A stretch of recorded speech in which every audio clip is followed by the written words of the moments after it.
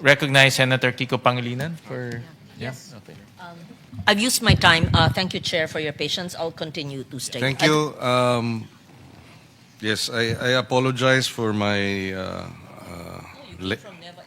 Yes, I had another hearing earlier on the onions importation, but I made sure to come back here. I have some questions for the agriculture sector. Where is the agri representative? Yes, okay.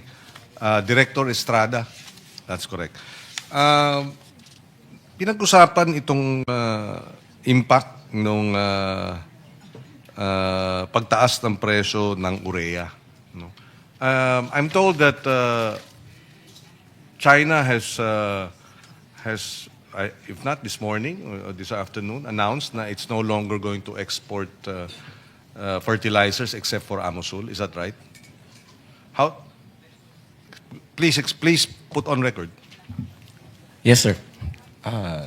We confirm that China imposed restrictions with regards to fertilizer grades except Amosul.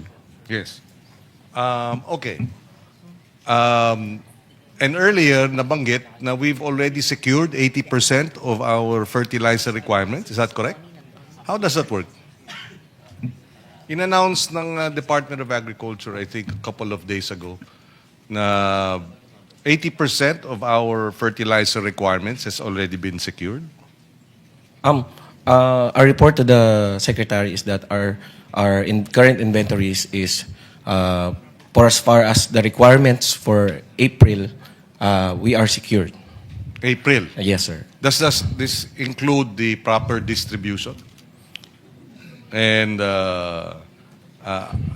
in time for the planting season? Just for the April pa lang, sir, yun. May, pag-uusapan po namin yan bukas with industry stakeholders.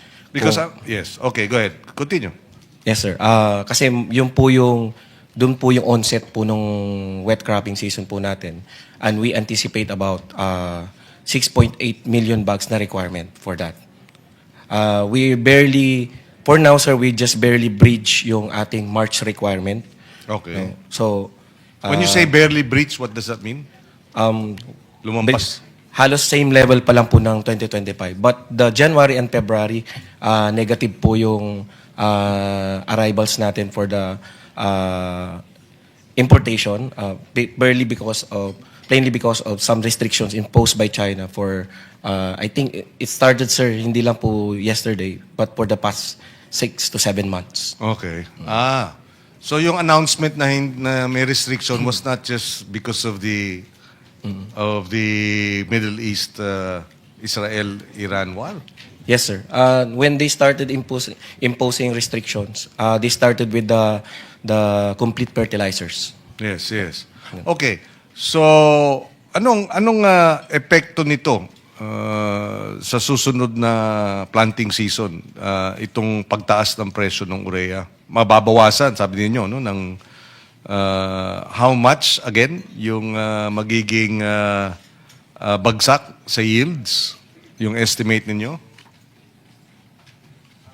On our end po, sir, we don't compute for sa Fertilizer and Pesticide Authority po, no? We don't compute directly muna po yung sa about the yields, but relative to the cost of production, may more or less parang piso po. 4,000 to 5,000 pesos ang increase nila given the current pricing na paggalaw po na pwedeng i-incur po ng farmers, additional cost nila on top of what they are previously applying.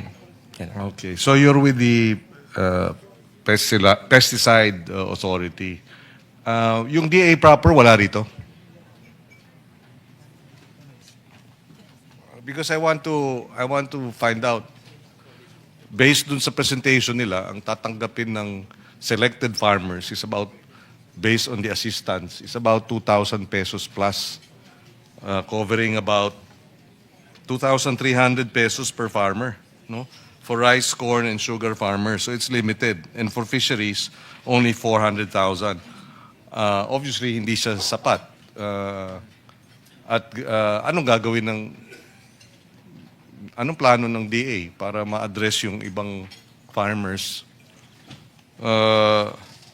Ang total na kung nakikinig sila, no? Ang total na 4 million ba? Of the 10 million farmers. So what happens to the 6 million? And what do they recommend? Because we're also looking at the option of creating a supplemental budget. Of course, this has not been finalized, but assuming may ganung klase intervention, we'd like to know ano ang magiging recommendation ng DA to be able to address, una-una yung 2,000 per farmer. Di ba? Hindi naman sapat yun. 2,325. Hindi, one shot.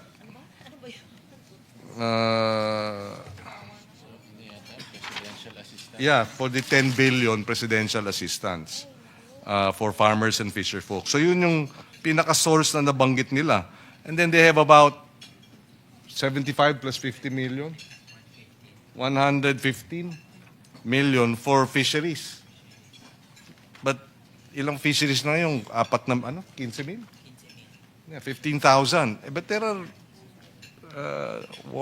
how many? 2.4 million fisher folk. But we'd like to get the sense of the DA. How are we going to intervene, if any, given, ang mahal na ng, sa fisheries lang, about 80% of the fisheries cost of production is fuel.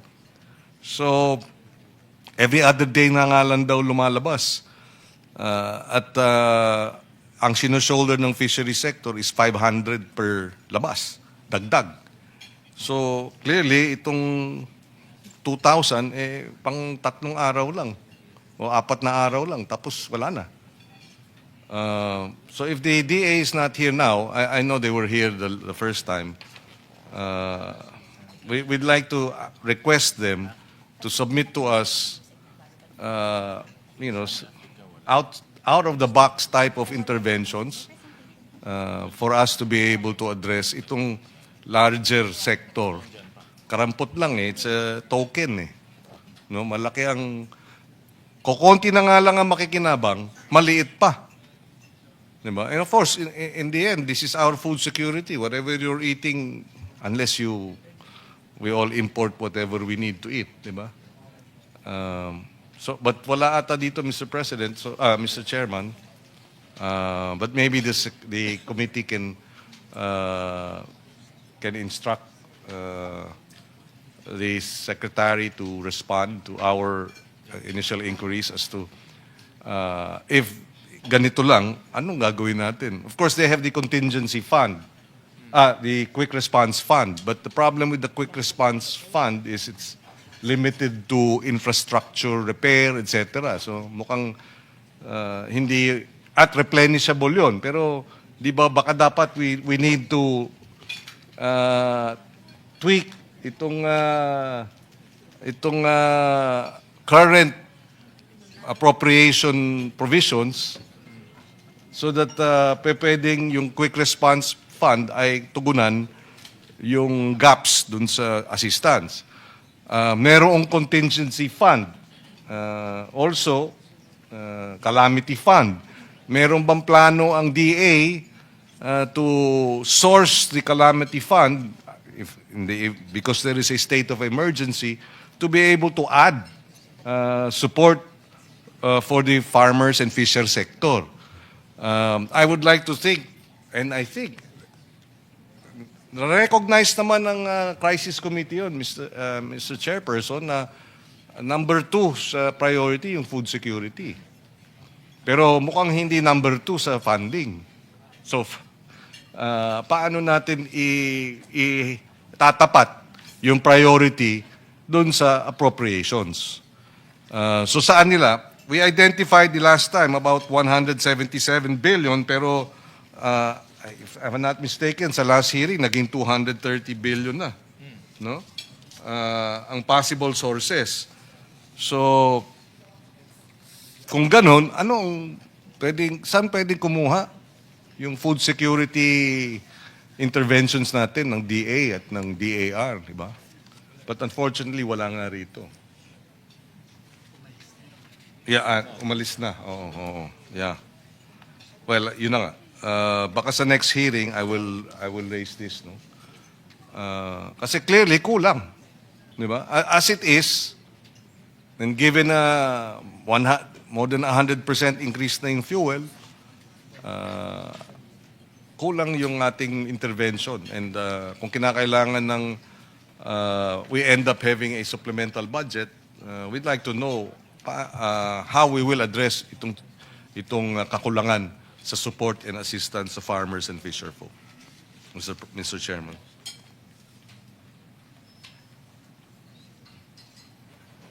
Ayun, 500 million pala of the 1 billion Quick Response Fund will be used for procurement of biofertilizer. You're with the Pesticide Authority. Itong 500 million na ito, ilang farmers ang makikinabang dito? Number one. Number two, dahil hindi siya chemical, di ba? Siya ay organic. Ano ang magiging epekto sa yield if you replace? At may capacity na bang i-absorb ng mga farmers yung biofertilizer considering ang kanilang nakakasanayan ay urea? With regards to biofertilizer, sir, we have initially talked with the industries that these particular products belongs to. Currently, on hand, sir, they have about 1 million hectares para makover. Yung volume nila is good for 1 million hectares. And majority of them are microbial based, mostly the NPK solubilizing bacteria. Based on our record, sir, mga 20% yung kaya niyang i-complement dun sa paggamit po ng inorganic fertilizers. So in other words, yung 500 million is parang on top of 20% additional para mabawasan yung ng 20% ang utilization ng chemical fertilizers such as urea. Just to share lang po, sir. How does it affect the yields? Definitely, sir. It's going to be not as tawag dito. Babagsak. Bababa. Opo. Mas bababa How naman much reduction in yield? po. And then if it's 1 million hectares, and then your per hectare yield will be affected, di ba?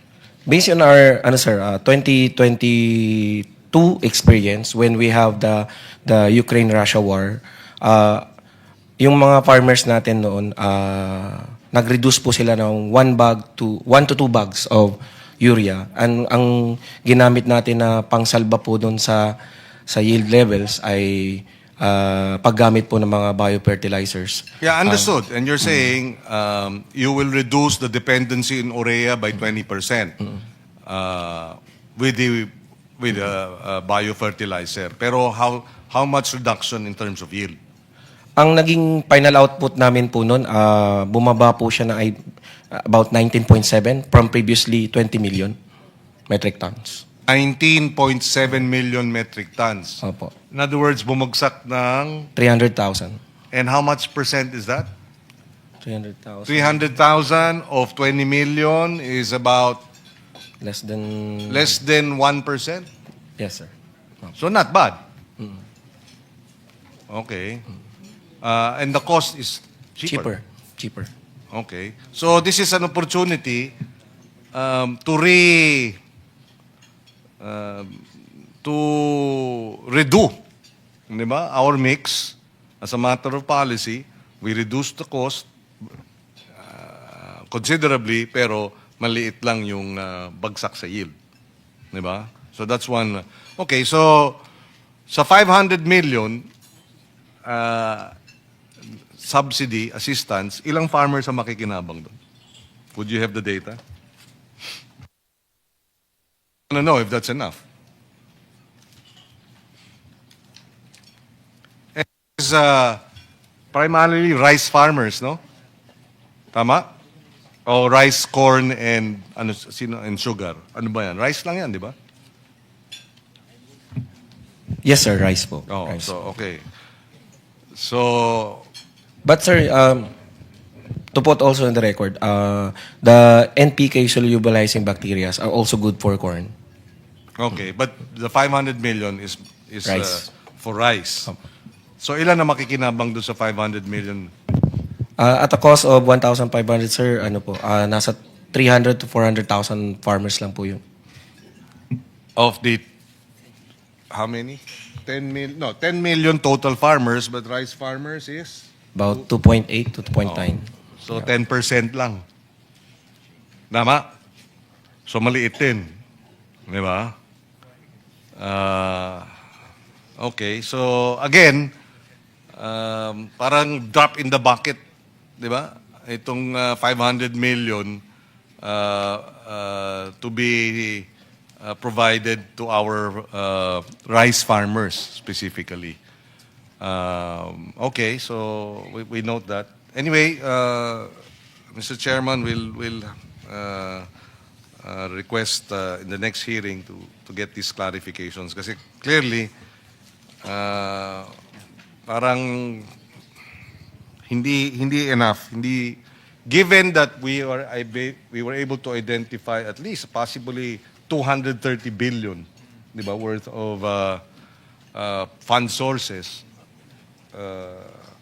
Then I'd like to think we put our money where our mouth is. Ilagay natin yung pera sa number 2 sa priority, food security, di ba? And yun ang gusto ko malaman sa DA, di ba? Kulang na kulang yung response based on the funding and the intervention. And anong solusyon natin? Ano yung recommendations nila? Yun lang, Mr. Chairman.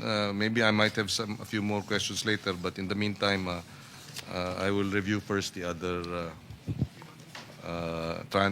the transcripts, Mr. President. Thank you. Thank you, Senator Kiko. We'll go through